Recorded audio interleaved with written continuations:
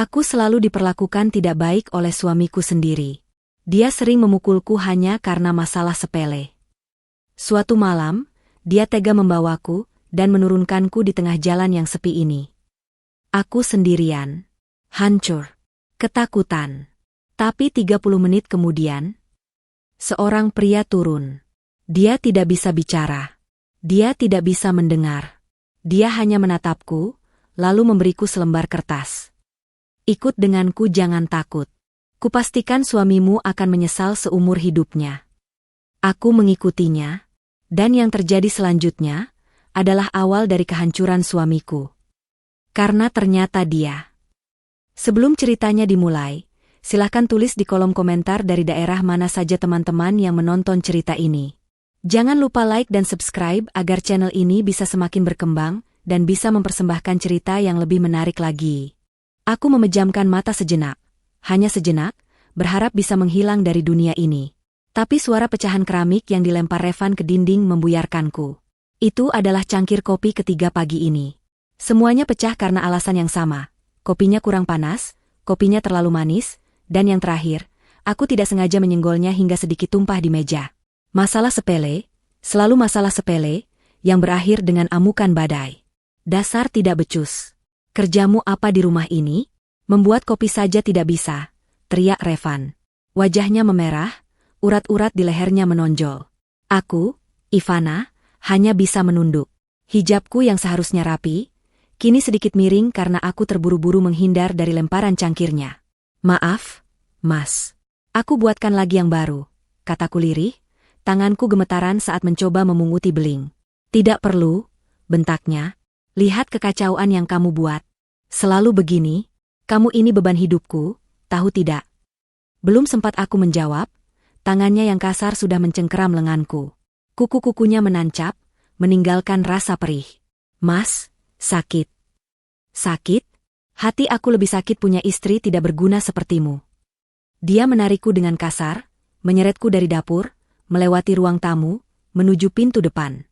Aku mencoba menahan, tapi tenagaku tidak ada apa-apanya dibanding kemarahannya. Aku bahkan tidak sempat memakai sandalku. Gamis rumah yang kukenakan adalah satu-satunya yang melekat di badanku, selain hijab yang kini terasa mencekik leher. Dia mendorongku masuk ke mobil. Mesin mobil meraung marah, seolah mewakili kemarahan pemiliknya. Aku hanya bisa menangis diam-diam di kursi penumpang, memandangi lampu-lampu kota yang mulai kami tinggalkan. Jantungku berdebar kencang. Ini bukan yang pertama kali dia marah, bukan yang pertama kali dia memukulku di rumah. Tapi ini pertama kalinya dia membawaku pergi dalam keadaan semarah ini. Mas Revan, kita mau kemana? Tanyaku, suaraku nyaris tak terdengar. Dia menoleh, tatapannya sedingin es. Diam kamu, atau aku turunkan di jalan tol sekarang. Aku langsung terdiam. Ancaman itu nyata. Revan tidak pernah main-main jika sudah marah.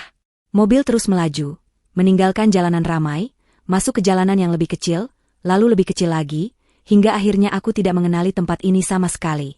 Kiri dan kanan hanya pohon-pohon besar dan kegelapan. Tidak ada rumah, tidak ada lampu jalan. Hanya kegelapan pekat yang menakutkan. Tiba-tiba, dia menginjak rem mendadak. Tubuhku terlempar ke depan, untung tertahan sabuk pengaman. Dia melepas sabuk pengamanku dengan kasar, lalu membuka pintu di sisiku. Turun, perintahnya. Aku membeku. Mas, ini di mana? Jangan bercanda, Mas. Aku bilang turun. Dia menarik lenganku lagi, menyeretku keluar dari mobil. Aku jatuh tersungkur di atas aspal yang dingin dan kasar. Lututku pasti lecet. Aku mendongak, menatapnya dengan putus asa. Mas, jangan tinggalin aku di sini. Aku takut. Aku minta maaf. Revan menatapku dengan jijik. Dia seolah melihat kotoran di jalan. Ini hukuman buat kamu. Biar kamu tahu rasa. Kamu pikir kamu siapa? Kamu pikir aku butuh kamu? Kamu itu tidak ada harganya. Dia lalu berteriak dengan suara yang menggema di malam yang sepi itu, tidur kamu di sini jadi gelandangan. Wanita tidak tahu diri. Dia meludah ke arahku, meski tidak kena. Hinaan itu lebih menyakitkan dari tamparan manapun. Mas, jangan. Aku memohon, mencoba meraih kakinya. Tapi dia menendang tanganku. Pergi sana, nikmati malammu, pelacur. Dia masuk ke mobil. Pintu dibanting keras. Dan dalam sekejap, Mobil itu melesat pergi, meninggalkanku sendirian dalam kegelapan. Lampu belakang mobilnya adalah cahaya terakhir yang kulihat, sebelum kegelapan menelanku sepenuhnya. Aku terduduk di aspal yang dingin. Tangisku pecah. Bukan tangis sedih, tapi tangis ketakutan. Aku sendirian. Di tengah jalan sepi antah berantah. Hanya ada suara jangkrik dan desau angin yang menakutkan. Aku memeluk lututku erat-erat. Hijabku kini basah oleh air mata. Ya Tuhan, apa salahku? Aku hanya ingin menjadi istri yang baik. Waktu terasa berjalan begitu lambat. 5 menit terasa seperti 1 jam. Aku takut ada binatang buas. Aku takut ada orang jahat. Bagaimana jika Revan tidak kembali? Bagaimana jika aku mati di sini? Pikiran-pikiran buruk itu terus berputar di kepalaku. Aku mencoba berdiri. Kakiku gemetar. Aku berjalan tertatih-tatih di pinggir jalan, berharap menemukan satu saja rumah atau warung. Tapi tidak ada. Hanya kegelapan. 30 menit telah berlalu. 30 menit dalam neraka dunia. Aku sudah pasrah. Aku duduk bersandar di sebuah pohon besar di tepi jalan, memejamkan mata, berdoa agar semua ini hanya mimpi buruk. Saat itulah, aku melihatnya. Sepasang cahaya lampu mobil dari kejauhan. Jantungku berdebar lagi. Apakah itu Revan? Apakah dia kembali untuk menjemputku? Ataukah dia kembali untuk menyiksaku lagi? Aku segera bersembunyi di balik pohon. Aku terlalu takut untuk berharap. Lampu itu semakin dekat. Ini bukan mobil Revan. Mobil Revan adalah mobil biasa. Yang ini terlihat sangat mewah, bahkan dari siluetnya. Mobil itu berjalan pelan, seolah sedang mencari sesuatu. Jantungku semakin kencang. Apakah ini orang jahat yang sedang mencari mangsa? Mobil itu berhenti. Tepat di depanku, di seberang jalan. Mesinnya begitu halus, nyaris tak terdengar. Lampunya menyorot lurus ke depan, tapi cahaya temaram di dalamnya membuatku bisa melihat sedikit. Aku menahan napas. Jantungku serasa mau copot. Aku berdoa sekuat tenaga agar pengemudinya tidak melihatku. Lalu, pintu mobil itu terbuka. Aku mematung di balik pohon. Seluruh tubuhku kaku karena takut. Pintu mobil itu terbuka pelan, tanpa suara berderit. Cahaya dari dalam mobil menerangi sesosok bayangan yang keluar. Seorang pria. Dia tinggi, dan dari potongannya, dia berpakaian sangat rapi. Kemeja gelap, celana bahan. Sangat tidak cocok dengan suasana jalanan sepi ini. Dia tidak terlihat seperti Revan. Dia tidak terlihat seperti perampok. Tapi di saat seperti ini, semua orang adalah ancaman. Pria itu berdiri diam sejenak di samping mobilnya, memandang ke kegelapan. Seolah dia tahu aku ada di suatu tempat. Dia melihat ke kiri, ke kanan. Lalu, matanya terpaku pada titik persembunyianku. Aku menahan napasku. Apakah dia melihatku? Dia mulai berjalan menyeberang jalan. Pelan, tapi langkahnya mantap. Dia tidak terburu-buru. Dia berjalan lurus ke arah pohon tempatku bersembunyi. Aku panik. Haruskah aku lari? Tapi lari kemana? Ke dalam hutan yang lebih gelap? Aku terlalu takut untuk bergerak. Aku hanya bisa memejamkan mata, pasrah. Tubuhku gemetar hebat. Air mataku kembali mengalir. Ya Tuhan, tolong aku. Bisikku dalam hati. Langkah kaki itu berhenti. Tepat di depanku. Aku membuka mataku perlahan. Pria itu berdiri hanya 2 meter dariku. Wajahnya tidak terlihat jelas, karena dia membelakangi cahaya mobilnya sendiri. Dia hanya siluet tinggi yang mengintimidasi. Siapa kamu? Tanyaku gemetar. Tolong, jangan sakiti saya. Saya tidak punya apa-apa. Pria itu tidak menjawab. Dia hanya diam, menatapku. Tatapannya aneh. Aku tidak bisa mengartikannya. Bukan tatapan nafsu seperti yang kukhawatirkan. Bukan juga tatapan marah. Itu tatapan kasihan? Atau mungkin aku tidak tahu. Itu tatapan yang dalam. Tolong, Tuan. Aku mencoba lagi. Suami saya baru saja menurunkan saya. Dia akan kembali. Sebaiknya Tuan pergi. Aku berbohong, berharap ancaman itu akan membuatnya pergi. Pria itu sedikit memiringkan kepalanya. Lalu dia mengangkat tangannya. Dia menunjuk ke telinganya, lalu menggelengkan kepalanya pelan. Aku tertegun. Dia menunjuk ke mulutnya, dan sekali lagi, menggelengkan kepalanya. Mataku membulat. Aku mengerti. Pria ini, dia tidak bisa mendengar. Dan dia tidak bisa bicara. Dia bisu dan tuli. Rasa takutku sedikit berkurang, berganti menjadi rasa bingung yang luar biasa. Siapa dia? Bagaimana dia bisa ada di sini? Dia melihatku masih gemetar. Dia perlahan merogoh saku celananya.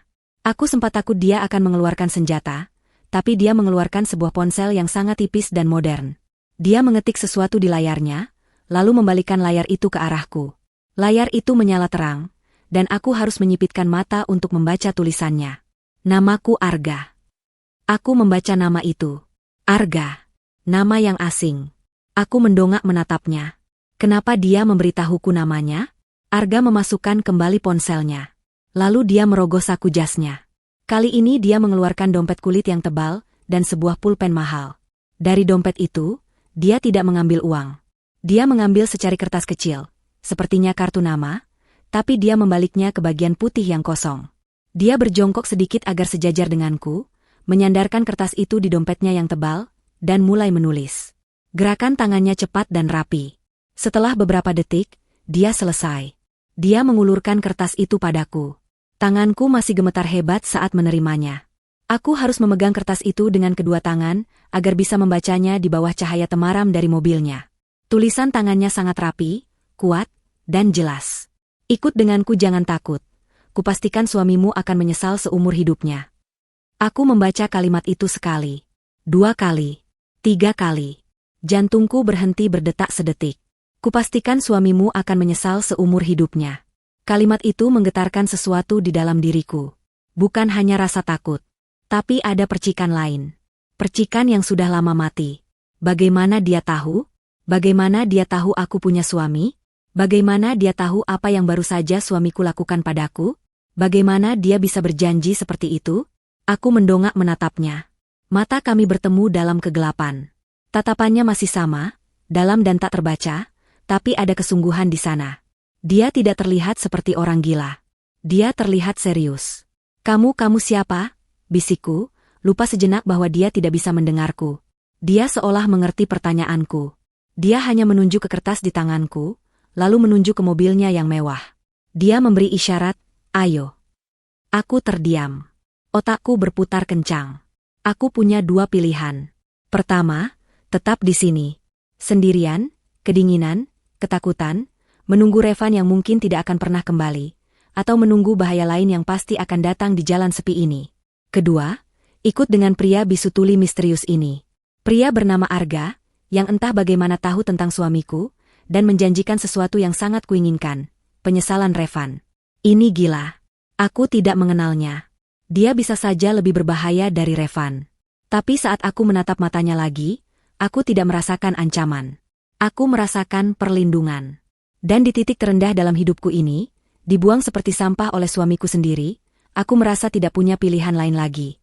Aku lebih takut pada Revan daripada pada pria asing ini. Perlahan, sangat perlahan, aku menganggukkan kepalaku. 1 anggukan kecil. Wajah Arga tidak berubah, tapi dia mengangguk balik, seolah sudah menduga keputusanku. Dia berdiri, lalu mengulurkan tangannya padaku. Bukan untuk menarikku, tapi untuk membantuku berdiri. Aku ragu sejenak, lalu kuletakkan tanganku yang kotor dan gemetar di atas tangannya yang bersih dan hangat. Dia membantuku berdiri dengan kuat. Dia melepaskan tanganku, lalu berjalan ke mobilnya. Dia tidak membukakan pintu untukku, tapi dia menungguku di samping pintu penumpang depan, membiarkanku membukanya sendiri. Seolah memberiku pilihan terakhir untuk mundur. Aku menelan ludah. Kulihat kegelapan pekat di belakangku, lalu kulihat pintu mobil yang terbuka di depanku. Bismillah, bisikku. Aku masuk ke dalam mobil. Interiornya sangat mewah, berbau kulit mahal dan parfum yang samar. Sangat kontras dengan keadaanku yang kotor dan menyedihkan. Arga masuk ke kursi pengemudi. Dia menyalakan mesin yang nyaris tak bersuara itu. Sebelum menjalankan mobil, dia menoleh padaku. Dia mengambil tablet kecil dari dashboard, mengetik sesuatu dengan cepat, lalu memberikannya padaku. Pasang sabuk pengamanmu. Kamu aman bersamaku, Ivana. Aku membeku. Dia tahu namaku. Dia tahu namaku. Aku menatapnya dengan syok. Tapi dia sudah membalikkan badan, memutar mobil, dan melaju, membawaku pergi dari jalanan sepi itu, menuju takdir yang sama sekali tidak kuketahui. Perjalanan di dalam mobil mewah itu adalah penyiksaan dalam bentuk lain. Bukan siksaan fisik seperti yang Revan berikan, tapi siksaan mental. Keheningan di dalam kabin begitu tebal, nyaris tidak terdengar suara mesin. Mobil ini meluncur di jalanan seperti hantu.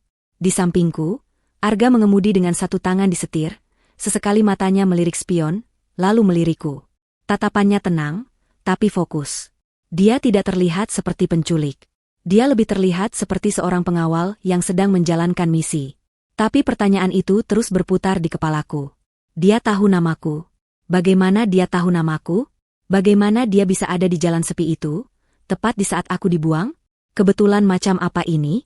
Dan janji di kertas itu, kupastikan suamimu akan menyesal. Itu bukan janji orang sembarangan. Aku memeluk diriku sendiri, masih gemetar. Aku kotor, gamisku penuh debu jalanan, dan aku yakin wajahku sembab dan mengerikan. Aku menunduk, malu dengan keadaanku, duduk di atas kursi kulit yang mungkin harganya lebih mahal dari semua pakaianku. Setengah jam kami lalui dalam keheningan total itu. Aku sudah pasrah. Jika dia orang jahat, setidaknya dia orang jahat yang rapi dan mobilnya nyaman. Apapun lebih baik daripada mati kedinginan di jalanan. Mobil akhirnya melambat. Kami tidak masuk ke perumahan. Kami masuk ke pusat kota, tapi ke area yang tidak kukenali. Area yang penuh dengan gedung-gedung pencakar langit yang menjulang tinggi, berkilauan oleh lampu. Mobil Arga berbelok mulus ke basement sebuah gedung yang terlihat sangat eksklusif.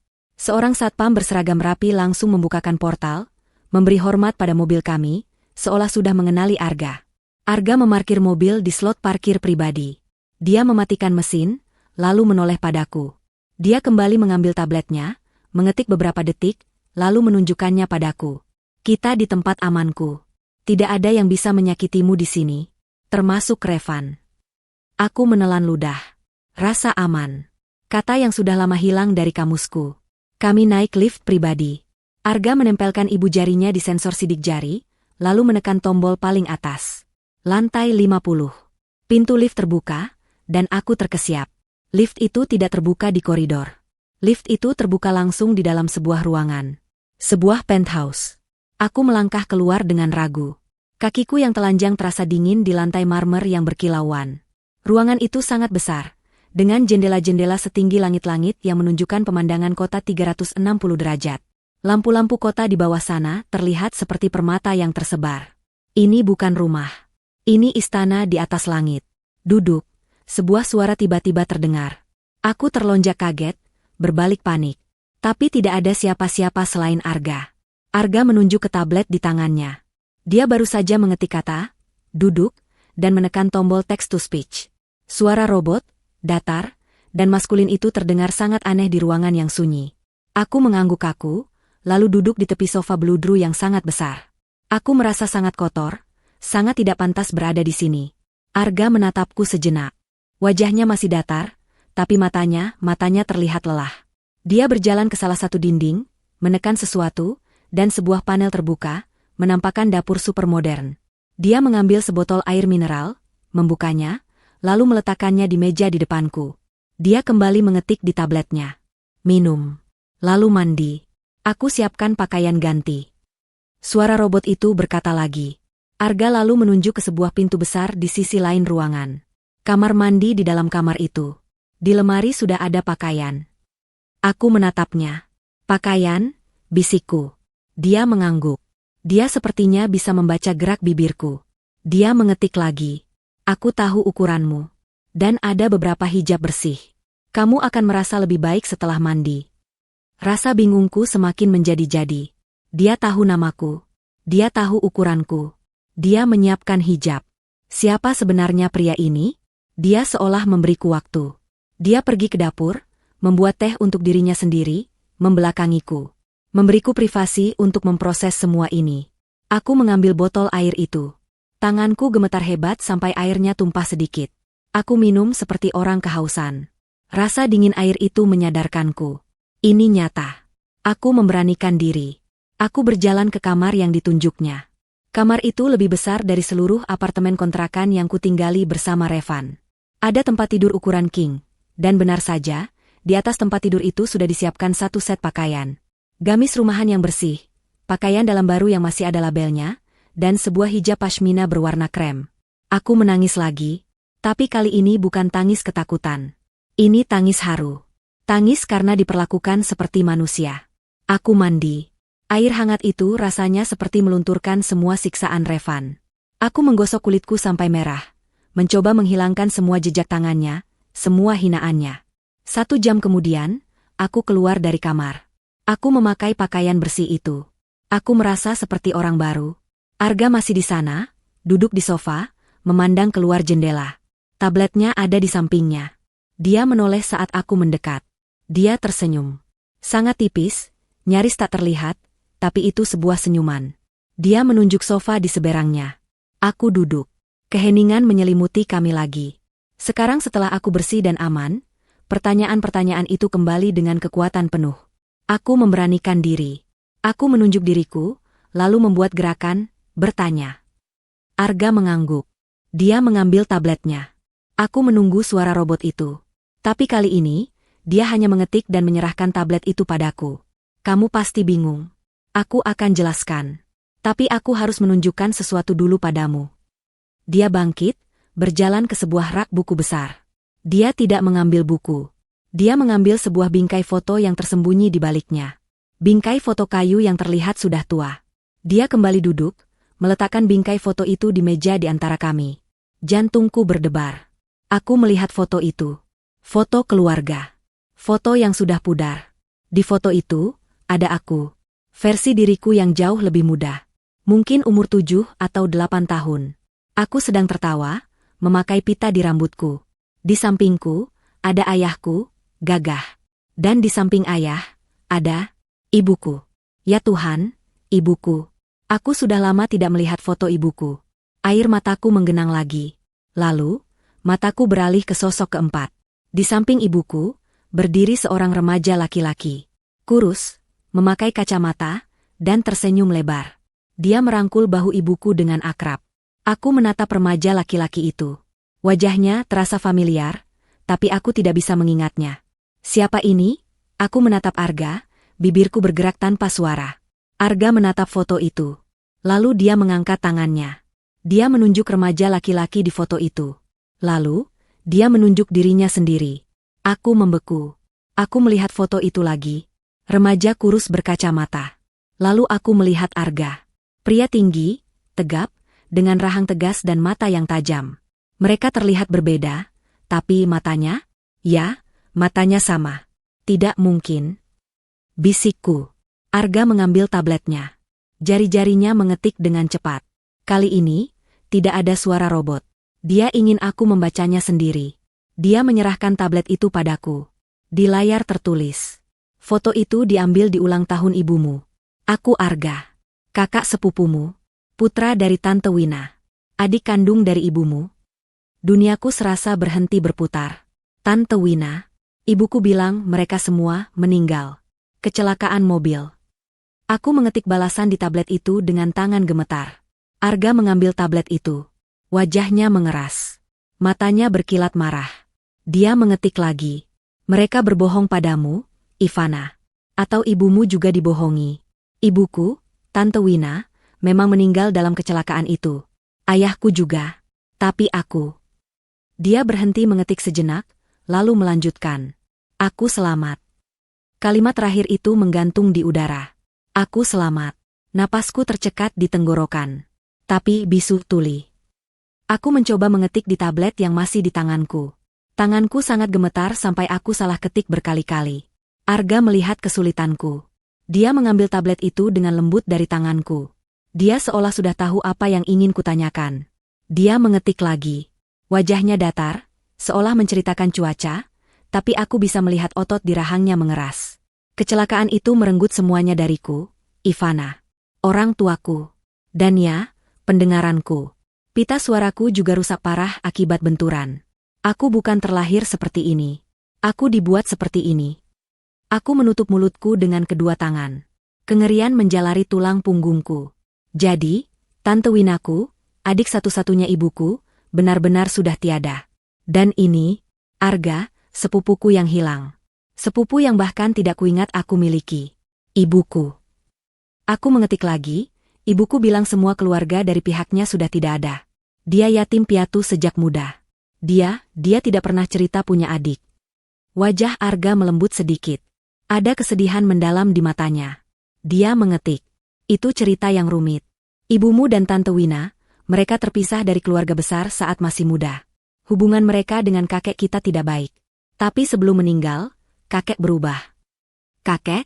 Aku bahkan tidak tahu aku punya kakek dari pihak ibu. Kakek kita, Arga melanjutkan di tablet, adalah orang yang sangat kaya. Seorang konglomerat. Aku tertegun. Konglomerat? Ibuku hidup sangat sederhana. Kami tidak pernah punya uang. Setelah ayah meninggal, ibu bekerja keras banting tulang hanya untuk menyekolahkanku. Aku tidak mengerti. Aku mengetik. Jika kakek kaya, kenapa ibu hidup susah? Karena kakek keras kepala.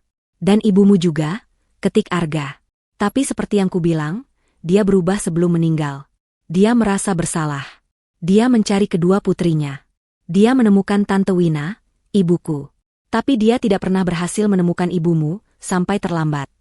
Arga menarik napas dalam, lalu mengetik paragraf terpanjang sejauh ini. Saat kakek meninggal, dia meninggalkan surat wasiat. Dia membagi hartanya. Sebagian kecil untuk ibuku, Tante Wina. Tapi bagian terbesar, bagian utamanya, dia berikan untuk cucu satu-satunya dari putri sulungnya. Dia berikan untukmu, Ivana. Aku berhenti bernapas. Aku? Warisan? Dari kakek yang bahkan tidak kukenal? Ini tidak masuk akal. Ini seperti cerita sinetron. Tidak mungkin. Aku mengetik. Aku tidak pernah menerima apa-apa. Aku, Revan, kami hidup dari gajinya. Kami bahkan sering kekurangan. Mata Arga menjadi gelap saat aku menyebut nama Revan. Itu, dia mengetik dengan penekanan di setiap huruf, adalah inti masalahnya. Dia meletakkan tablet itu, beralih ke laptop yang ada di meja kerja di sudut ruangan. Dia membukanya, mengetik password, dan membuka sebuah file. Dia memutar laptop itu ke arahku. Itu adalah dokumen legal. Penuh dengan bahasa hukum yang tidak kumengerti. Tapi Arga menunjuk satu paragraf. Aku membacanya. Paragraf itu pada intinya menyatakan bahwa seluruh aset warisan atas namaku, Ivana, akan diserahkan padaku. Dia menunjuk baris berikutnya. Saat mencapai usia 25 tahun. Aku mengangguk. Masuk akal. Lalu Arga menggeser jarinya ke kalimat, atau, jika yang bersangkutan telah menikah. Perutku melilit. Rasanya seperti ada tangan es yang meremas isi perutku. Aku menikah dengan Revan 3 minggu setelah ulang tahunku yang ke-20. Dia tahu, aku mendongak menatap Arga. Suaraku keluar sebagai bisikan serak. Arga tidak perlu mendengar. Dia melihat kehancuran di wajahku. Dia mengangguk pelan. Bagaimana? Aku mengetik di tablet Arga yang tergeletak di meja. Bagaimana dia bisa tahu? Aku saja tidak tahu. Aku belum tahu pasti, Arga mengetik. Tapi Revan, atau keluarganya, pasti punya koneksi. Mereka pasti tahu siapa dirimu. Mereka tahu tentang warisan itu. Revan tidak menikahimu karena cinta, Ivana. Dia menikahimu untuk menguasai hartamu. Kebohongan. Seluruh pernikahanku. Semua kata-kata manis Revan di awal. Semua janji-janjinya. Semuanya bohong. Aku teringat saat Revan tiba-tiba melamarku. Aku, gadis yatim piatu yang bekerja sebagai pelayan kafe. Dia, pelanggan yang tampan, sopan, yang katanya jatuh cinta pada pandangan pertama. Semuanya terasa terlalu indah untuk jadi kenyataan. Dan ternyata, memang tidak nyata. Tapi, uangnya. Aku mengetik lagi. Kami tidak kaya. Revan selalu bilang uangnya pas-pasan. Dia sering marah kalau aku minta uang belanja lebih. Tentu saja, Arga mengetik. Disinilah aku masuk. Dia menunjuk baris lain di dokumen wasiat itu. Jika ahli waris, Ivana, menikah sebelum usia 25 tahun, maka seluruh aset akan dikelola dan diawasi oleh wali yang ditunjuk, sampai ahli waris dianggap cukup dewasa untuk mengelolanya sendiri. Jantungku berdebar keras. Aku mencari nama wali itu. Nama itu ada di sana, tercetak jelas. Wali, Arga. Putra dari Wina. Aku menatap Arga. Mulutku terbuka. Kamu walinya. Arga mengangguk. Revan menikahimu untuk mendapatkan akses instan ke uang itu. Tapi dia membentur tembok. Arga mengetik dengan cepat, ada kemarahan dalam gerakannya. Dia membentur aku. Saat dia membawa dokumen pernikahanmu ke bank dan pengacara, mereka bilang, tidak bisa. Semua aset dibekukan dan diawasi oleh Tuan Arga. Revan pasti syok, lanjut Arga. Dia pikir aku sudah mati. Aku teringat semua kemarahan Revan. Semua ledakannya karena masalah sepele. Semua pukulan yang kuterima. Itu semua bukan karena kopi yang tumpah. Itu karena frustrasinya. Frustrasi karena tidak bisa menyentuh uang yang dia pikir akan mudah didapatkannya. Aku adalah sangkar emas, tapi kuncinya ada di tangan orang lain. Dan dia melampiaskan semua itu padaku. Jadi selama ini, aku mengetik, dia menyiksaku, karena uang yang tidak bisa dia dapatkan. Ya, Arga mengetik. Dia terjebak denganmu. Dia tidak bisa menceraikanmu, karena itu akan menimbulkan kecurigaan. Tapi dia juga tidak bisa mendapatkan uangnya. Jadi dia membuat hidupmu seperti neraka. Dia pikir, mungkin, jika kamu cukup menderita, kamu akan datang padaku wali misterius itu, dan memohon agar uangnya dicairkan untuk suamimu. Atau mungkin dia berharap aku mati. Lagi. Aku memejamkan mata. Kebenaran ini terlalu menyakitkan. Pernikahanku. Hidupku. Semuanya dibangun di atas kebohongan besar demi uang. Dan pria yang kusangka mencintaiku, adalah monster yang sama yang mungkin. Aku membuka mata. Sebuah pikiran mengerikan baru saja terlintas. Aku menatap Arga. Kecelakaan itu, aku mengetik pelan. Kecelakaan yang menewaskan Tante Wina, dan membuatmu seperti ini. Arga menatapku. Dia tidak perlu mengetik. Aku sudah tahu jawabannya. Itu bukan kecelakaan, kan? Arga mengambil tablet itu. Dia menatap layar kosong itu lama sekali. Lalu dia mengetik satu kata. Bukan. Kata itu menggema di dalam penthouse yang sunyi. Bukan. Bukan kecelakaan. Aku menatap tablet di tangan Arga, lalu menatap matanya yang tajam. Dunia di sekelilingku terasa berputar. Selama ini, aku hidup di atas panggung sandiwara yang dirancang oleh Revan. Pernikahanku bohong. Cintanya bohong.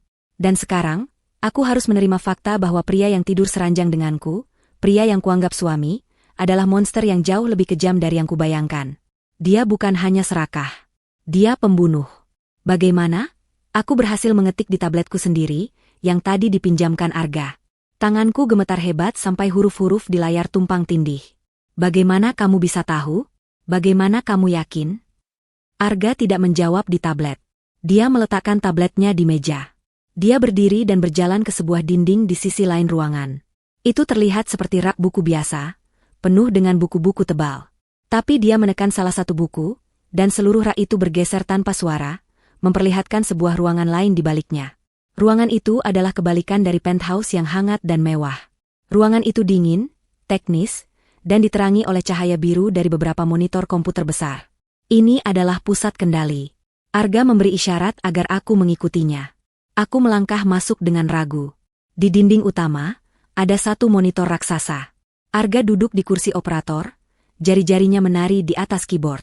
Dia terlihat sangat berbeda di sini. Bukan lagi pria bisu tuli yang malang. Dia adalah seorang komandan. Dia mengetikkan serangkaian perintah. Sebuah folder di komputernya terbuka. Isinya penuh dengan file video. Dia memilih satu. Lihat ini, suara robot dari komputernya terdengar, lebih dingin dari sebelumnya. Dia memutar video itu. Layar menjadi penuh. Itu adalah rekaman CCTV. Kualitasnya tidak sejernih sekarang, sedikit berbintik, dan ada stempel tanggal di pojok kiri bawah. Tanggal itu, 15 tahun yang lalu. Rekaman itu menunjukkan sebuah persimpangan jalan raya di malam hari. Hujan turun deras, membuat lampu jalan berpendar kabur. Itu mobil kami, suara robot itu menjelaskan, sementara Arga mengetik. Ibuku, Tante Wina, sedang mengemudi.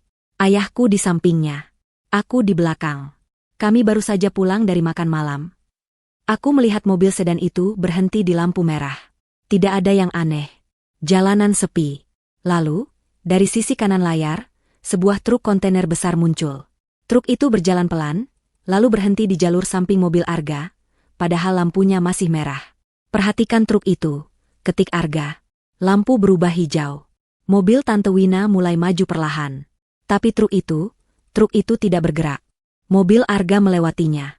Lalu, dari arah yang berlawanan di persimpangan, sebuah mobil sedan lain melaju kencang, menerobos lampu merah. Untuk menghindari tabrakan, Tante Wina membanting setir ke kanan, tepat kembali ke jalur di samping truk kontainer. Dan saat itulah terjadi. Begitu mobil sedan Tante Wina sejajar dengannya, truk kontainer yang tadinya diam itu tiba-tiba menginjak gas. Bukan hanya melaju. Dia membanting setirnya ke kiri, menabrak mobil Tante Wina dengan kekuatan penuh. Tidak, aku berteriak pelan. Rekaman itu menangkap semuanya tanpa suara. Momen ketika logam bertemu logam. Mobil sedan kecil itu remuk seketika seperti kaleng minuman.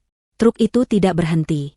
Dia terus mendorong mobil itu, menyeretnya puluhan meter, sebelum akhirnya membenturkannya ke tiang beton penyangga jalan layang. Aku menutup mulutku, perutku bergejolak. Aku ingin muntah. Truk itu berhenti. Mundur sedikit, seolah memastikan pekerjaannya selesai. Lalu, tanpa menyalakan lampu hazard, tanpa pengemudinya turun, truk itu tancap gas dan menghilang dari sorotan kamera. Video itu terus berjalan, menunjukkan mobil yang sudah hancur lebur. Tidak ada gerakan. Arga menghentikan video itu. Aku menangis. Aku tidak bisa menahannya. Aku menangis untuk Tante Wina yang tidak pernah kukenal. Aku menangis untuk remaja laki-laki yang kehilangan segalanya malam itu. Itu direncanakan, bisikku. Mobil yang menerobos lampu merah, itu pancingan. Supaya mobil Tante Wina kembali ke jalur itu. Arga mengangguk. Dia menatap layar dengan tatapan kosong. Dia pasti sudah melihat rekaman ini ribuan kali. Revan, aku mengetik di tabletku. Arga tidak langsung menjawab. Dia memutar ulang video itu, tapi kali ini dia memperlambatnya. Tepat di saat truk itu kabur. Dia mengklik sesuatu. Layar terbagi menjadi 4. Masing-masing menunjukkan zoom yang telah dipertajam pada satu bagian, plat nomor truk itu. Gambarnya masih buram, tapi Arga sudah membersihkannya. Huruf dan angkanya terlihat jelas. Aku tidak mengenali plat nomor itu. Itu hanya angka dan huruf. Lalu, Arga membuka file lain di samping video itu. Itu adalah dokumen. Daftar aset perusahaan. Nama perusahaannya, aku tidak mengenalinya. PT. Sarana Jaya Logistik. Aku tidak mengerti. Aku mengetik. Ini bukan perusahaan Revan. Bukan, suara robot Arga menjawab. Ini adalah perusahaan cangkang. Perusahaan palsu yang dibuat hanya untuk satu tujuan. Tapi lihat siapa pemiliknya. Arga mengklik nama pemilik yang terdaftar. Dan nama itu muncul. Bukan Revan. Nama itu adalah nama kepala bagian operasional di perusahaan keluarga Revan.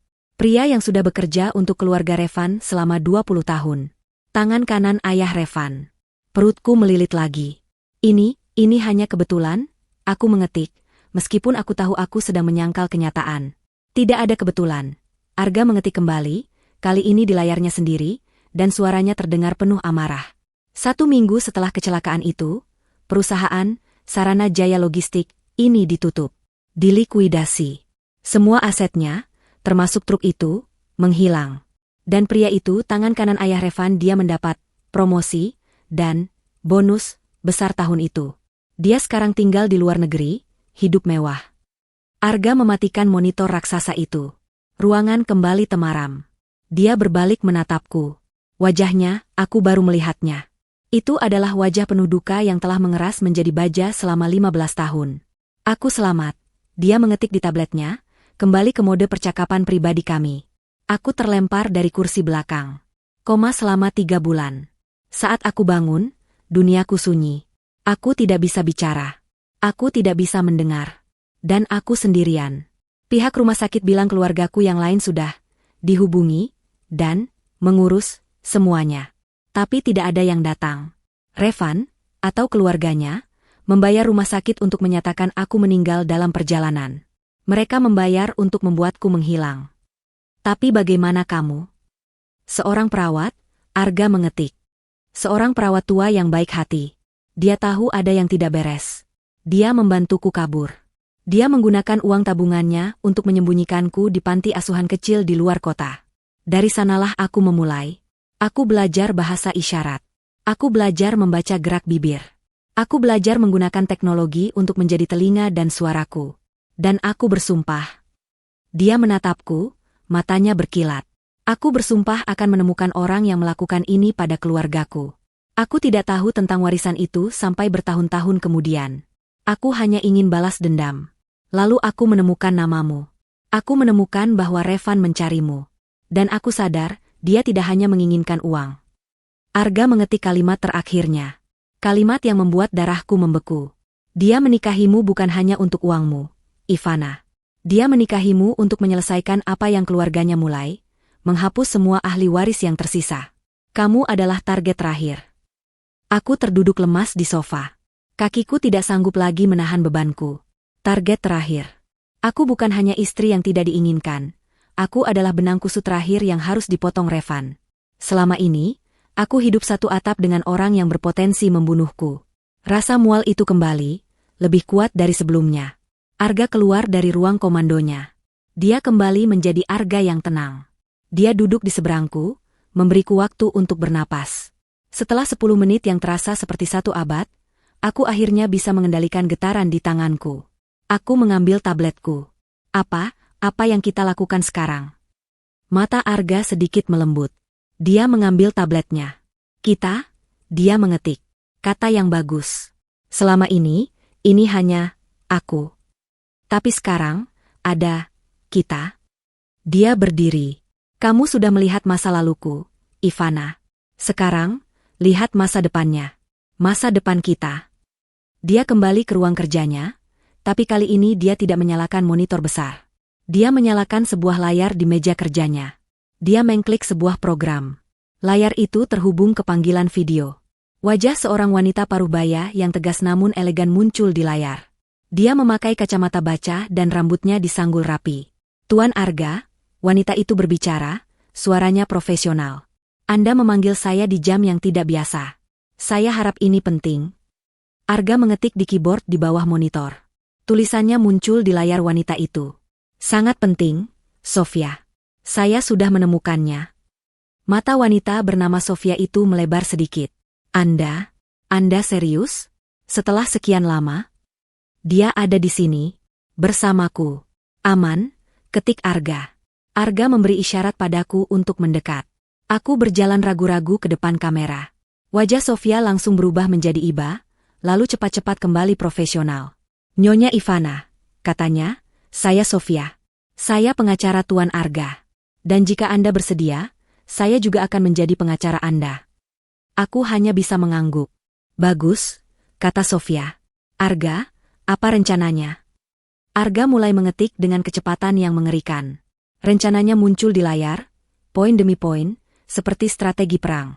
1. Gugatan cerai. Segera. Alasan, KDRT, penipuan pernikahan. 2. Pembekuan aset. Semua aset atas nama Revan dan semua perusahaan yang terkait dengannya.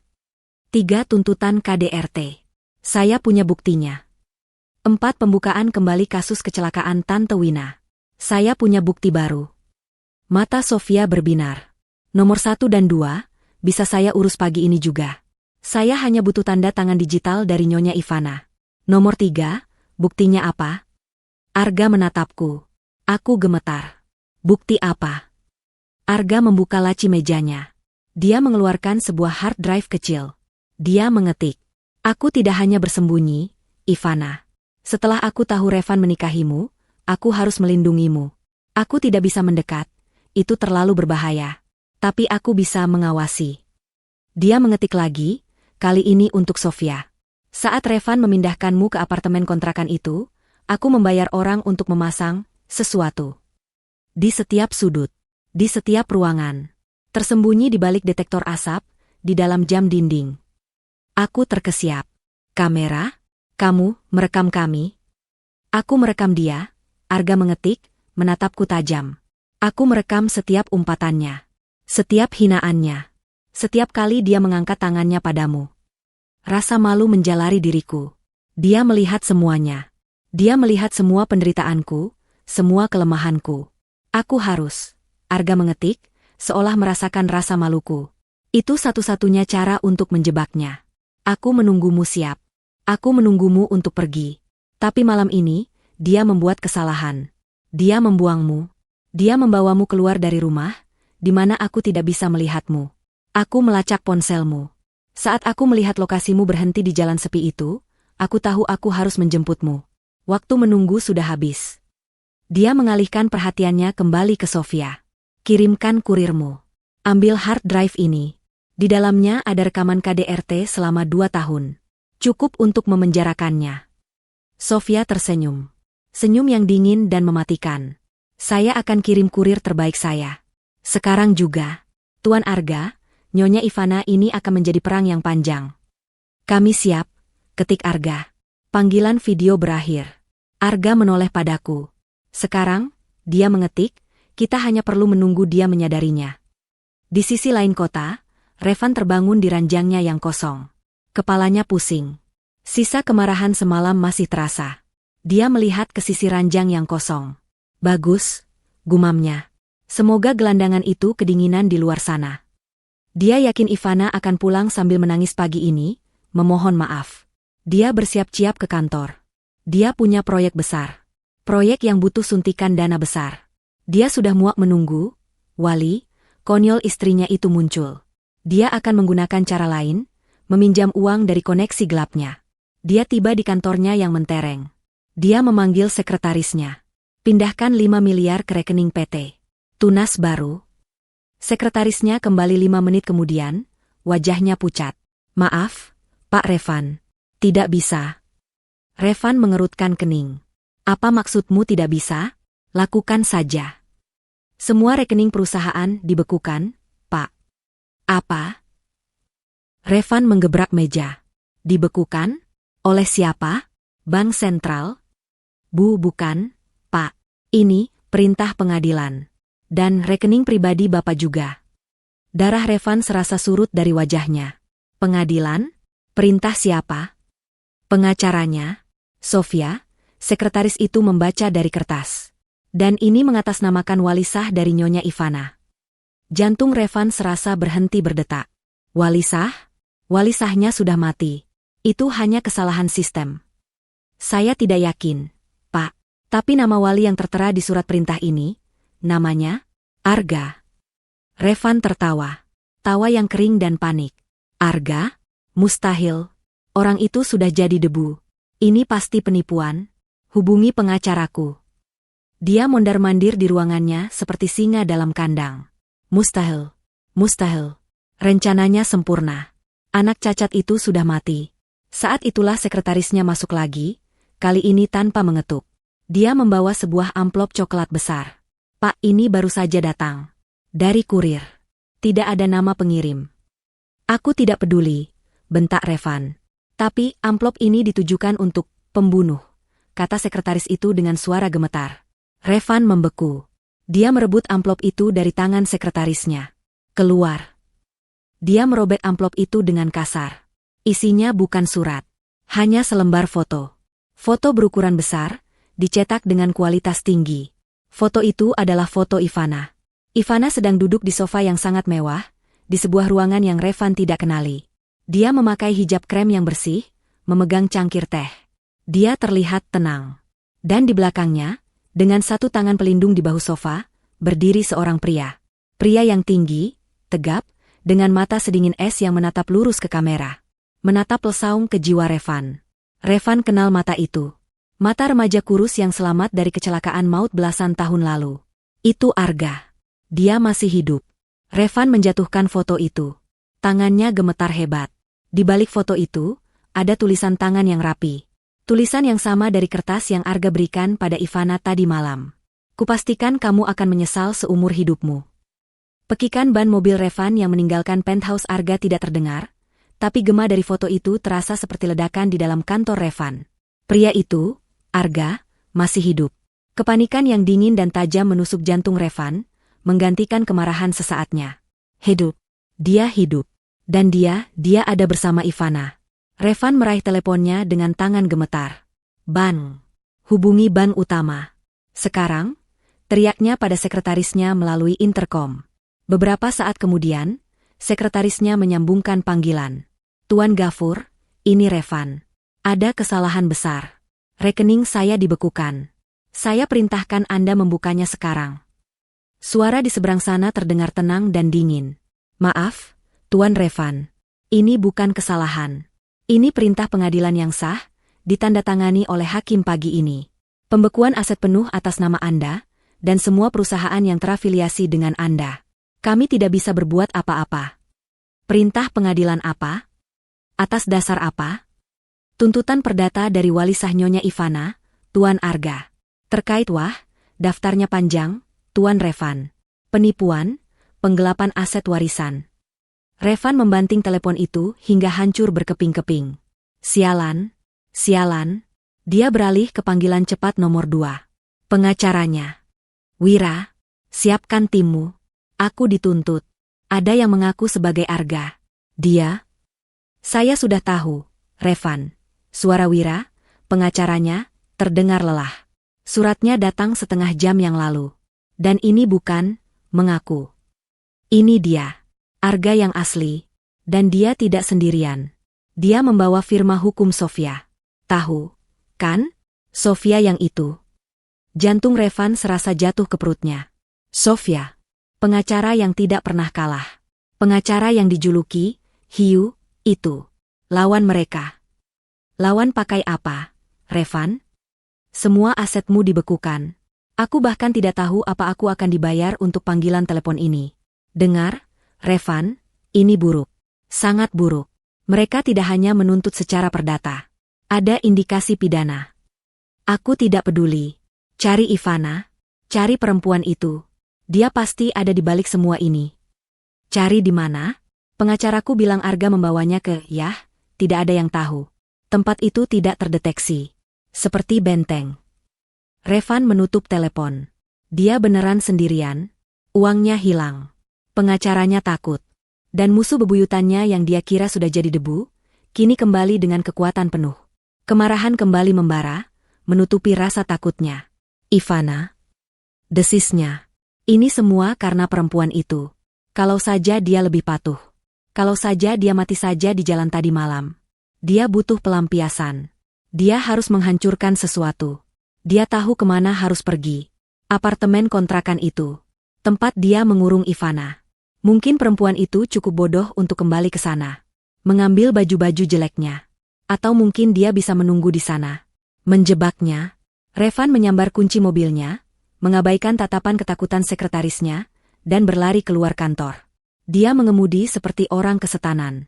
Dia tidak peduli lagi. Dia hanya ingin menemukan Ivana. Dia akan menyeret wanita itu.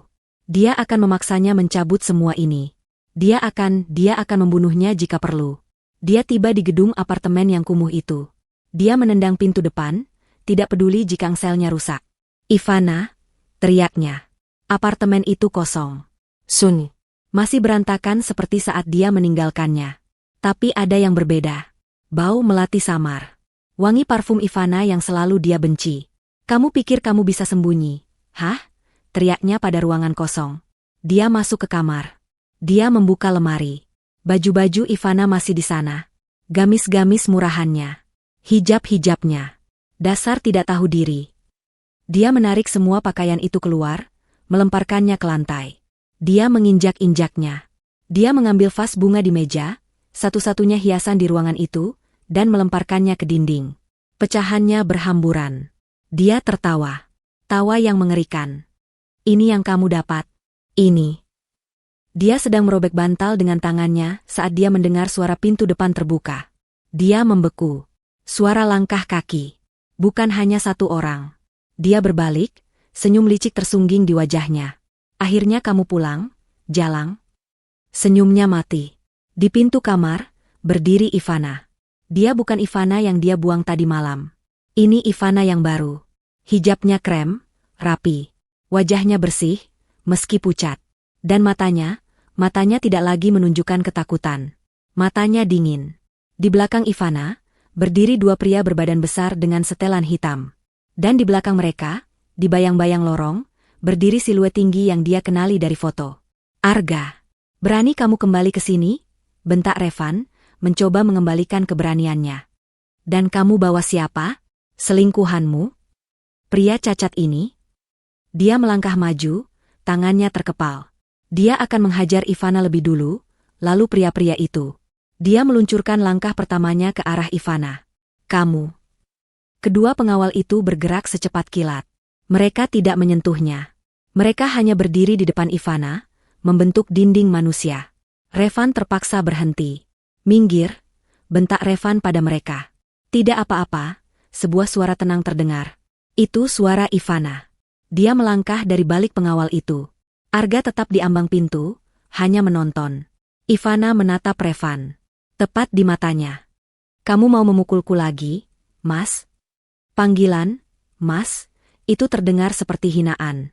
Silakan, lanjut Ivana. Aku tantang kamu. Coba saja. Pukul aku. Di depan mereka. Revan bingung. Kepercayaan diri ini, dari mana datangnya? Jangan main-main denganku, Ivana. Kamu akan menyesal. Suruh mereka cabut semua tuntutan itu. Sekarang. Dia mengangkat tangannya, sebuah kebiasaan yang sudah mendarah daging. Dia akan menampar wanita ini agar sadar. Dasar wanita. Lakukan, potong Ivana. Suaranya tidak gemetar. Satu pukulan lagi. Biar buktinya makin kuat di pengadilan. Revan menurunkan tangannya perlahan. Bukti apa? Kamu tidak punya apa-apa. Itu hanya kata-katamu melawan kata-kataku. Ivana tersenyum.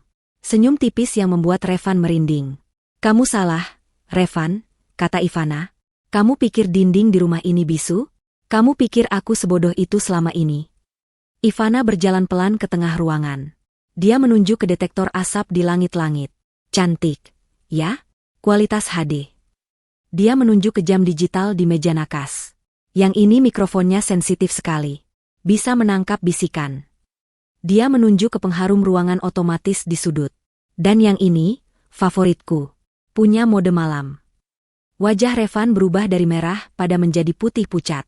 Kamu. Bukan aku, kata Ivana. Arga. Dia memasang ini semua setahun yang lalu. Tepatnya, sehari setelah kamu pertama kali menamparku karena sup buatanku terlalu asin. Ivana menatap lurus ke mata Revan.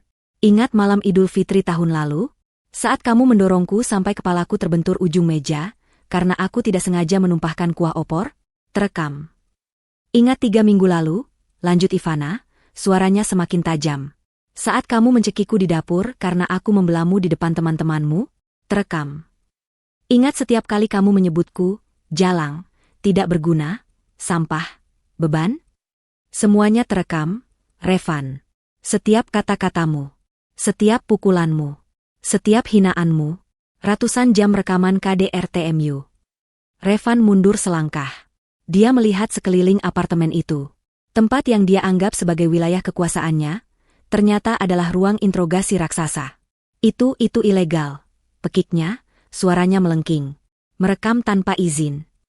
Tidak jika itu untuk membuktikan tindak kejahatan di properti milik waliku, kata Ivana. Benar, kan, Arga?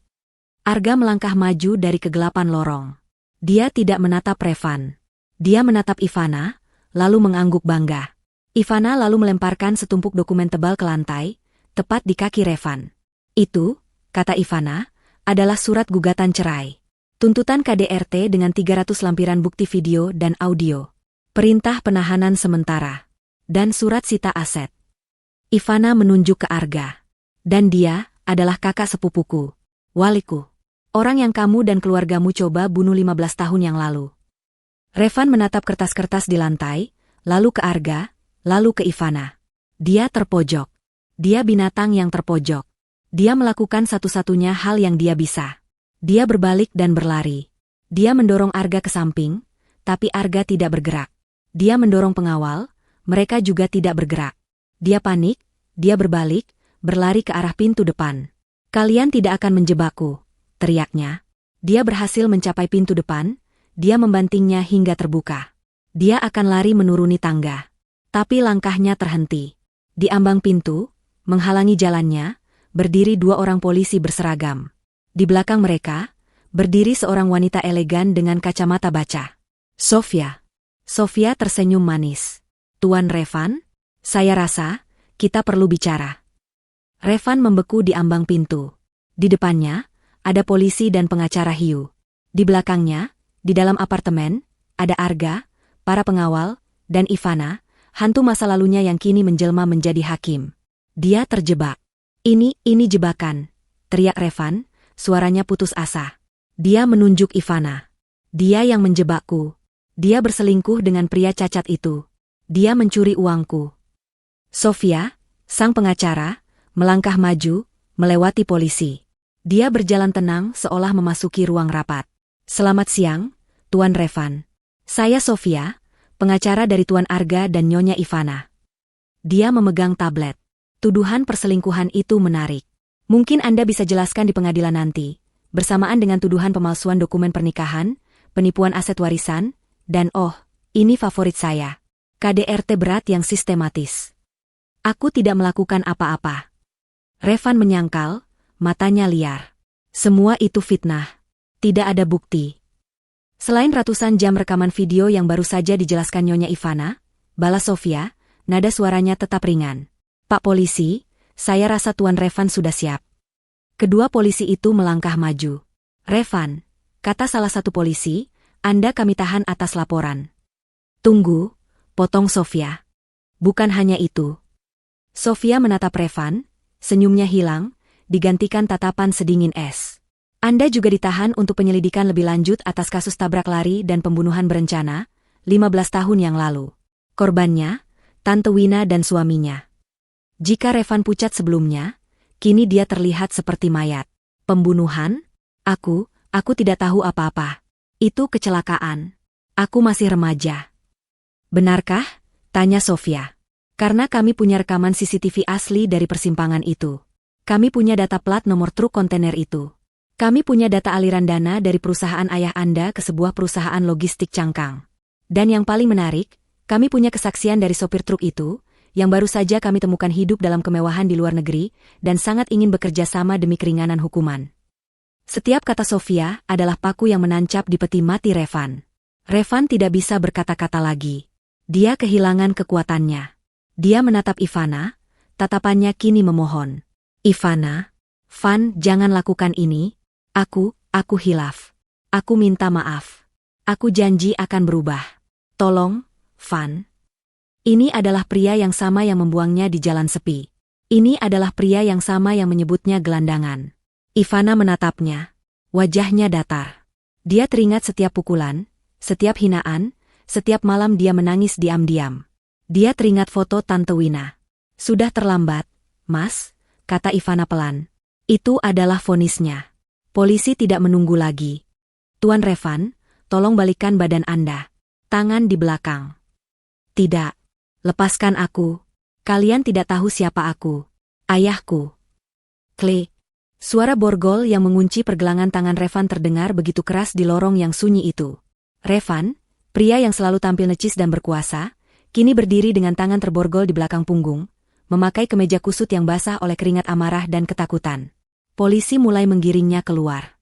Saat mereka melewati pintu, beberapa tetangga membuka pintu mereka.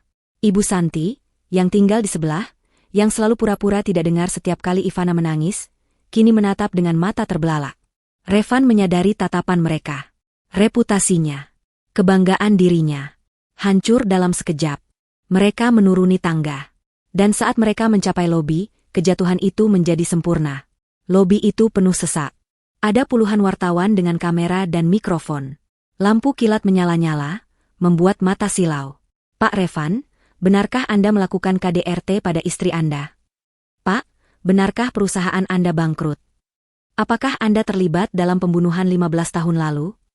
Bagaimana mereka bisa tahu? Revan menoleh ke belakang dengan panik. Di puncak tangga, Arga berdiri. Dia sedang mengetik di ponselnya, lalu menunjukkannya pada Sofia. Arga tidak hanya ingin Revan ditangkap. Dia ingin Revan dihancurkan. Dia ingin seluruh dunia melihat kejatuhan monster yang telah menghancurkan keluarganya. Ivana dan Arga turun perlahan, diapit oleh pengawal. Mereka berdiri di lobi yang aman, sementara Revan digiring seperti binatang buruan melewati kerumunan media. Para wartawan melihat Ivana. Nyonya Ivana, apa perasaan Anda? Nyonya, apa yang akan Anda katakan pada suami Anda? Revan, yang didorong oleh polisi ke arah mobil patroli, mendengar itu. Dia menjadi gila. Dia berbalik, memberontak melawan cengkeraman polisi. Dia menatap lurius ke arah Ivana, matanya memerah. Ivana, teriaknya sekuat tenaga, suaranya menggema di antara suara klik kamera. Kamu akan menyesal. Kamu pikir kamu bisa hidup tanpaku? Kamu akan membusuk miskin. Kamu tidak akan dapat sepeser pun uangku. Kamu akan kembali jadi gelandangan. Seluruh lobi terdiam. Hinaan terakhirnya menggema di udara. Ivana, yang berdiri tegak, membalas tatapan Revan. Dia tidak perlu berteriak. Di tengah keheningan sesaat itu, dia berbicara dengan suara yang jelas dan kuat, cukup untuk didengar oleh Revan dan semua orang di sana. Harta itu tidak penting, Revan. Mata Revan terpaku padanya. Kebebasanku yang penting, lanjut Ivana. Polisi tidak memberinya waktu untuk menjawab. Mereka mendorong Revan masuk ke mobil patroli. Pintu dibanting. Saat mobil itu melaju pergi, membawa Revan menjauh dari kehidupannya selamanya, Ivana akhirnya bisa bernapas. Dia terhuyung sedikit. Arga segera menangkap bahunya. Dia menatap Ivana, matanya yang biasanya tajam kini penuh kelegaan. Dia mengetik sesuatu di ponselnya dan menunjukkannya pada Ivana. Fase 1 selesai. Ivana menatap Arga, lalu ke Sofia. Sofia mengangguk, merapikan blazernya. Sekarang, kata Sofia, kita hancurkan ayahnya. Revan hanyalah permulaan. Ini adalah perang melawan seluruh keluarganya. 6 bulan terasa seperti seumur hidup, dan seumur hidup terasa seperti baru kemarin. Waktu menjadi relatif di ruang sidang yang dingin ini. Aku, Ivana, duduk di barisan depan, tepat di belakang meja tim jaksa dan Sofia. Di sampingku, Arga duduk tegak. Dia mengenakan setelan jas terbaiknya. Dia tidak gelisah. Dia hanya menunggu. 15 tahun menunggu, 6 bulan terakhir ini hanyalah formalitas. Ruang sidang penuh sesak. Ini adalah persidangan yang paling banyak dibicarakan di negara ini. Di satu sisi, seorang istri berhijab yang sederhana namun tangguh. Di sisi lain, 2 pria dari keluarga terpandang yang kini duduk di kursi pesakitan. Di sana, di seberang ruangan, adalah mereka. Ayah Revan, Tuan Surya, duduk dengan kemeja tahanan oranye, sama seperti putranya. Wajahnya yang dulu angkuh dan selalu menghiasi sampul majalah bisnis, kini kuyu dan pucat. Dia terlihat menua 20 tahun dalam 6 bulan. Dia berusaha mempertahankan sisa-sisa wibawanya, tapi matanya yang terus melirik gelisah ke arah pintu, seolah mencari pertolongan yang tidak akan datang, mengkhianatinya. Dan di sampingnya, Revan. Oh, Revan. Dia bukan lagi pria tampan yang pernah membuatku jatuh cinta. Dia bukan lagi monster yang mengintimidasi di apartemen kami. Dia menyedihkan. Rambutnya yang dulu selalu rapi kini dipangkas cepak ala tahanan. Wajahnya cekung, matanya merah dan bengkak. Dia kurus. Dia terlihat hancur. Dia menatapku sekali di awal persidangan, tatapan penuh kebencian. Tapi kini, dia hanya menunduk, menatap borgol di tangannya. Hari ini adalah hari pembacaan vonis. Tapi Sofia, dalam persiapan akhirnya, telah memastikan ini bukan hanya tentang vonis. Ini adalah tentang kebenaran. Dan kebenaran harus dipertontonkan. Sidang-sidang sebelumnya adalah mimpi buruk bagi keluarga Revan. Sofia tidak memberi ampun. Pertama, dia membongkar kasus KDRT. Ruangan sidang yang sunyi itu dipaksa mendengarkan. Bukan hanya melihat. Video-video dari kamera tersembunyi Arga diputar di layar besar. Tapi hakim meminta agar audio diperdengarkan lebih dulu tanpa gambar. Kami semua mendengar. Kami mendengar suaraku yang memohon, "Mas, sakit, Mas, jangan." Lalu kami mendengar suaranya. Suara Revan. Menggelegar, penuh amarah. "Diam kamu. Dasar tidak berguna. Sampah." Lalu, suara tamparan. Plak. Suara itu begitu keras, begitu nyata, membuat beberapa orang di galeri sidang terlonjak. Lalu suaraku, tangisan tertahan. Rekaman diputar satu persatu. Suara piring pecah. Suara benturan, saat dia mendorongku ke dinding. Dan hinaan. Hinaan yang tak ada habisnya. "Lihat dirimu. Wanita bodoh. Tidak ada yang mau sama kamu selain aku. Kamu harusnya bersyukur aku pungut." Pengacara Revan mencoba menghentikannya. "Tidak relevan, Yang Mulia. Ini provokasi." "Provokasi apa?" balas Sofia dengan tenang. "Provokasi karena sup terlalu asin? Atau provokasi karena tidak sengaja menumpahkan kopi?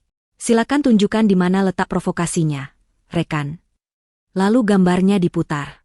Ruangan sidang melihatku, Ivana, didorong, ditampar, dicekik. Mereka melihatku meringkuk di lantai dapur, sementara Revan berdiri menjulang seperti iblis. Aku tidak menunduk. Aku menatap lurus ke depan. Aku sudah melewati ini. Aku tidak akan membiarkan dia membuatku menunduk lagi. Di sampingku, tangan Arga terkepal begitu erat hingga buku-buku jarinya memutih. Lalu, kesaksianku. Aku berjalan ke mimbar. Aku bersumpah. Aku menceritakan semuanya. Termasuk malam terakhir itu. Dia berteriak. Kataku, suaraku jelas dan tidak bergetar. Dia berteriak, Tidur kamu di sini jadi gelandangan, wanita tidak tahu diri. Dia meludah ke arahku dan meninggalkanku di jalanan yang gelap. Ruang sidang terhenyak. Revan berteriak dari kursinya, "Bohong!" Dia mengarang. "Dia wanita gila." "Diam," bentak hakim. Palu diketuk keras. Setelah kasus KDRT selesai dibuktikan tanpa keraguan, Sofia beralih ke ayah Revan. "Ini adalah bagian Arga. Kasus pembunuhan berencana." Sofia memanggil saksi kuncinya. Sopir truk itu. Pria yang sekarang sudah tua, yang telah hidup dalam ketakutan dan rasa bersalah selama 15 tahun. Dia diterbangkan kembali ke Indonesia setelah setuju bekerja sama. Dia berjalan ke mimbar, tangannya gemetar. Dia menatap Tuan Surya. "Ya," katanya, suaranya parau. "Itu dia. Tuan Surya. Dia yang menyuruh saya." Pengacara Tuan Surya melompat. "Keberatan? Ini tuduhan tidak berdasar." "Duduk," kata hakim. "Lanjutkan kesaksian Anda." Sopir itu menceritakan semuanya. Bagaimana dia dipanggil ke kantor Tuan Surya. Dia bilang, ada masalah kecil. Mobil yang harus dibereskan. Dia tidak mau ada yang selamat. Dia memberi saya uang banyak. Lanjut sopir itu, kini menangis. Dia bilang, tabrak saja. Kencang. Pastikan mereka tidak bisa keluar. Dia juga mengatur mobil lain untuk memancing mobil korban ke jalur saya. Dia bilang, ada anak kecil di dalamnya. Pastikan dia juga beres. Arga memejamkan matanya. Napasnya terdengar berat. Saya tidak membunuh anak itu, kata sopir itu. Saya melihat di berita, anak itu koma. Lalu beberapa minggu kemudian, Tuan Surya memanggil saya lagi. Dia memberi saya bonus. Dia bilang, anak itu sudah mati di rumah sakit. Bagus. Pekerjaanmu bersih. Dia memberi saya paspor baru, tiket, dan menyuruh saya jangan pernah kembali. Tuan Surya berteriak. Dusta. Aku tidak pernah bertemu orang ini. Dia bohong. Dia dibayar oleh mereka. Dia menunjuk Arga dan Sofia. Sofia hanya tersenyum tipis. Oh, kami tidak perlu membayarnya, Tuan Surya. Kami hanya perlu menunjukkan kepadanya rekaman CCTV dari lobi kantor Anda, 15 tahun yang lalu. Yang dengan jelas menunjukkan Anda dan dia masuk ke lift pribadi Anda berdua, 1 hari sebelum kecelakaan. Dan rekaman transfer bank dari perusahaan Anda ke rekening offshore miliknya, 1 hari setelah kematian Arga diumumkan. Tuan Surya terdiam. Dia jatuh terduduk di kursinya. Tamat. Semuanya tamat. Dan kini, hari ini, vonis. Hakim ketua memasuki ruangan. Semua orang berdiri, lalu duduk kembali. Jantungku berdebar di dadaku, rasanya seperti mau meledak. Hakim berdeham. Dia memegang kertas-kertas tebal. Setelah mempertimbangkan semua bukti, kesaksian saksi, dan fakta-fakta persidangan, hakim memulai, pengadilan memutuskan. Dia menatap Tuan Surya. Tuan Surya, Anda terbukti secara sah dan meyakinkan bersalah atas tindak pidana, merencanakan pembunuhan berencana yang mengakibatkan hilangnya nyawa Tante Wina dan suaminya, serta percobaan pembunuhan atas Arga. Anda juga terbukti bersalah atas konspirasi penipuan aset warisan. Atas perbuatan tersebut, suara hakim menggelegar, pengadilan menjatuhkan hukuman mati. Tuan Surya tidak bereaksi. Dia hanya menatap kosong. Seolah jiwanya sudah dicabut. Lalu, hakim beralih ke Revan. Revan, kata hakim. Anda terbukti secara sah dan meyakinkan bersalah atas tindak pidana kekerasan dalam rumah tangga, KDRT, berat yang dilakukan secara sistematis. Penipuan pernikahan, penggelapan, dan keterlibatan dalam konspirasi menutupi kejahatan warisan. Hakim menatap Revan dengan tatapan tajam.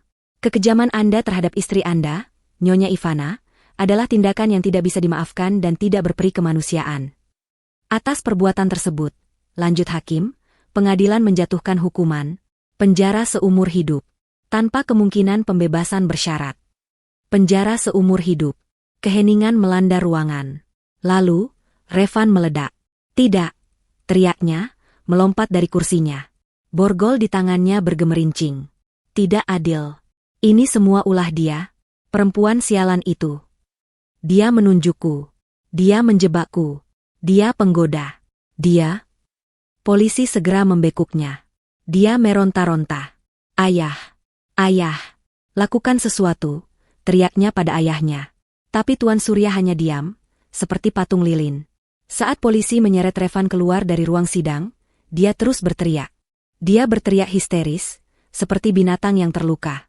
Di pintu keluar, dia berbalik sekali lagi.